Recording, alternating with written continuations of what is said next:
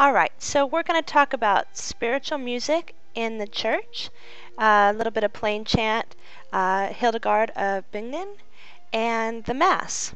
And of course, we're talking about the Middle Ages and Renaissance music today. So around the year 323, which was a really long time ago, music began being heard in Christian churches. In addition to hymns and psalms and biblical canticles, they were also heard too. Plain chant, or a single line of music, was a religious musical form, sung primarily by one voice, with the natural rhythm of the text dictating the rhythm of the chant, meaning that it wasn't contrived, it was just simply sung very simply. The first person to make an individual mark on the world of plain chant was a poet named Abbess Hildegard of Bingen. She was the first composer whose biography is ever known, and it is said that she invented her own form of text similar to medieval Latin. She not only wrote for the church, being that she was a nun, she also wrote about secular things like motherhood. She was which in that time was almost unheard of. It was also written that her visions came to her when she suffered of migraines.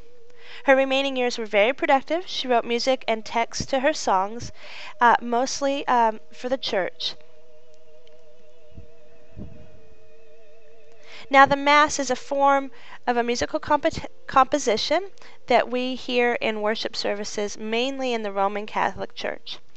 And if you were to attend a full Mass, you'll notice that the Mass consists of 6 sections: the Kyrie, the Gloria, the Credo, Sanctus, Benedictus, and Agnus Dei. And I'm not going to really quiz you on that, but it's good to know the types of the sections of each Mass, because they play a really important role, especially when we move up into Baroque and classical music. All right, just to finish very quickly, there are a few key vocabulary terms today. Choral music is music that uses the voice. The larynx is a hollow chamber in which the voice is produced. So you'll see the little picture here. Right here is where the larynx is. Sacred music is music that is vocal or instrumental that's used for religious purposes only.